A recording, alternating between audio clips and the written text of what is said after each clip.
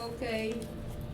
Shall I start now? Yes, please. Okay, hi, my name is Betty Kempe, and I came to San Miguel in 1958, and I came with my three children, my three little girls whose father had died young, and I was a widow with these children, and I thought it would be nice for them to learn some Spanish and for me to study some art.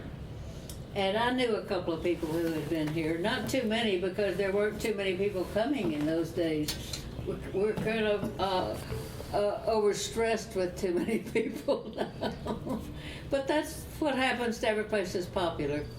Why did you come here, of all places? Why did I come to San Miguel? Yes. I had known some people that lived here. My brother and his wife had been to visit, and he was a writer from Fort Worth, and quite a distinguished gentleman. And he had come here and was teaching writing here and studying himself. And so I came down really to see why they were interested in coming to San Miguel.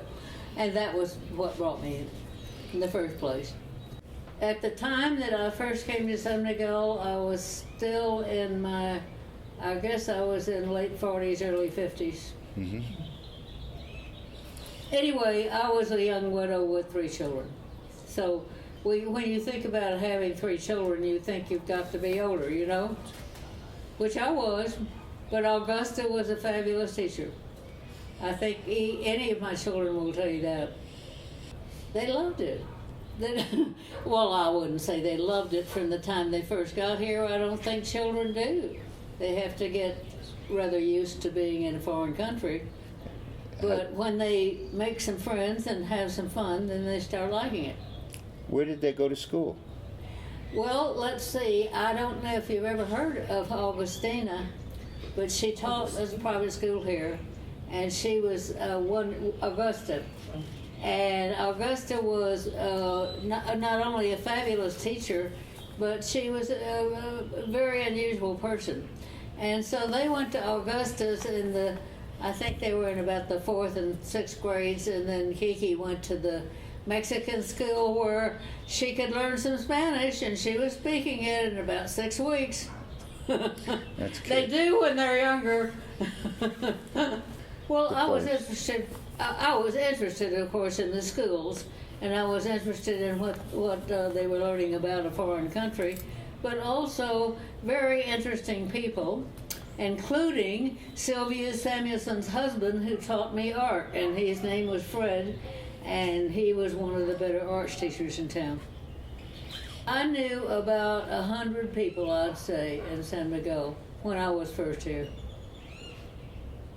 I wouldn't say that they were, everyone was an artist or a writer, but we certainly had interested and talented people that were living here. I wasn't planning to be a great artist. I was just enjoying art because I liked art and I liked doing it, and I wanted to learn more about it, which I did, of course. And that was one of the reasons for coming. And I mean, we even had some pretty well-known people here at that time, and people that were getting somewhere with their lives or were interested in whatever their practicalities were a dime a dozen in San Miguel. You just met new people all the time. I studied at the Instituto almost exclusively because that was the place to go. And that was the places that had people like Fred Samuelson to teach. And I mean, they had good teaching at the Instituto. The social scene, the social scene was like mainly, having cocktail parties and things like that. We had people who gave interesting parties also, and lots of parties, lots of social contacts, lots of people that were interesting to me, and people just went out really, I think, more on account of the people that were living here.